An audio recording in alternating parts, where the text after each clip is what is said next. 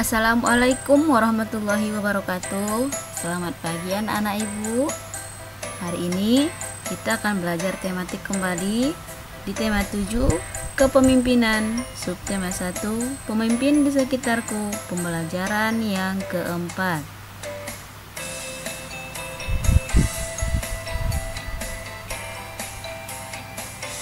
Pemimpin adalah contoh bagi orang-orang di sekitarnya. Pemimpin yang baik selalu menularkan nilai-nilai kebaikan. Hebatnya dokter kami. Ia adalah Dokter Rana, seorang dokter muda yang sederhana dan terampil. Ayahnya adalah mantan kepala desa kami yang telah meninggal dunia. Dokter Rana baru kembali ke desa kami 2 tahun yang lalu, setelah 10 tahun lebih merantau ke ibu kota. Ia memperoleh beasiswa di Fakultas Kedokteran dan setelah lulus ia praktik di Rumah Sakit Umum Kabupaten. Semenjak ia pulang dan praktik di Balai Kesehatan Desa, aku sering mendengar perbincangan warga yang heran atas keputusan Dokter Rana untuk kembali ke desa. Bukankah penghasilan sebagai dokter di kota jauh lebih besar? Kepada ayahku, Dokter Rana bercerita bahwa cita-citanya menjadi dokter dulu muncul karena melihat kesadaran hidup sehat masyarakat desa yang sangat rendah. Sungai dipakai untuk mandi, mencuci, dan membuang hajat, lalu airnya dikonsumsi. Hasil bumi dan peternakan tidak dimanfaatkan untuk membentuk pola makan sehat. Warga lebih suka menjualnya ke kota dan uangnya digunakan untuk membeli makanan instan. Selama praktek di kota, Dokter Rana terbayang terus kondisi desanya. Ia merasa bahwa seharusnya ilmu yang dimilikinya sebagai seorang dokter dapat bermanfaat untuk kampung halamannya sendiri. Jadi Pak Andri, saya ini pulang untuk memenuhi niat saya ketika menerima beasiswa, yaitu mensejahterakan warga desa tempat saya lahir dan dibesarkan, ujar Dokter Rana pada ayahku. Sejak pulang, Dokter Rana memang aktif membina para remaja dan keluarga muda. Ia memberikan penyuluhan tentang pentingnya mencuci tangan, memasak air, pola makan sehat, dan imunisasi.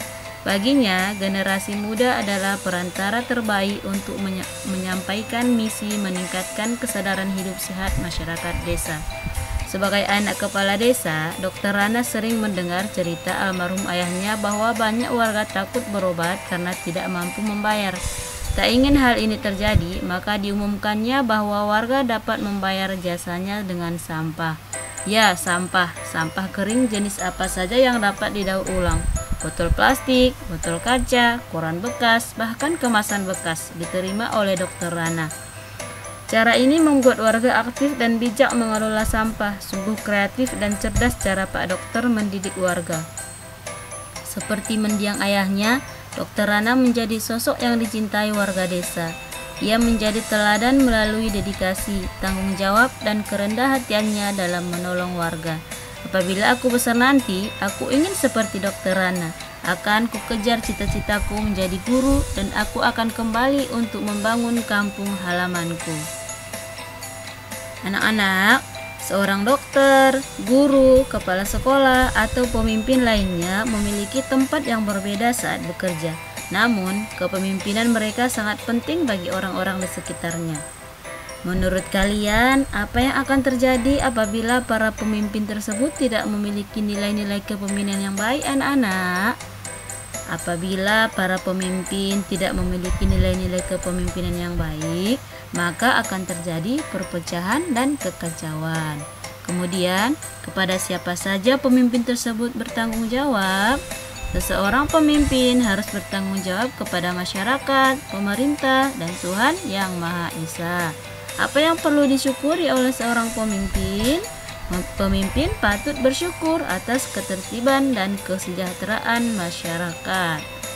Pekerjaan Dokter Rana adalah pengabdian bagi kemanusiaan. Banyak orang merasa senang dengan adanya Dokter Rana. Kita pun seharusnya menerapkan nilai-nilai kemanusiaan dalam kehidupan sehari-hari. Misalnya dengan memberi pertolongan semampu kita. Berikut adalah nilai-nilai yang terkandung dalam sila kedua Pancasila, yaitu kemanusiaan yang adil dan beradab. Yang pertama, mengakui dan memperlakukan manusia sesuai dengan harkat dan martabatnya sebagai makhluk Tuhan Yang Maha Esa. 2. Mengakui persamaan derajat, persamaan hak, serta kewajiban setiap manusia. tanpa membeda-bedakan suku, keturunan, agama, kepercayaan, jenis kelamin, kedudukan sosial, dan warna kulit. 3. Mengembangkan sikap saling mencintai sesama manusia. 4. Mengembangkan sikap saling tenggang rasa dan tepat selera. 5. Mengembangkan sikap tidak semena-mena terhadap orang lain. 6. Menjunjung tinggi nilai-nilai kemanusiaan. 7. Gemar melakukan kegiatan kemanusiaan. 8. Berani membela kebenaran dan keadilan. 9. Mengembangkan sikap saling menghormati dan bekerja sama dengan bangsa lain. Anak-anak, coba kalian tuliskan contoh penerapan nilai-nilai kemanusiaan itu dalam kehidupan sehari-hari ya. Contohnya misalnya membantu teman yang terjatuh dari sepeda misalnya. Kemudian kalian tuliskan pendapatmu mengenai pelaksanaan nilai-nilai kemanusiaan di lingkungan sekitarmu.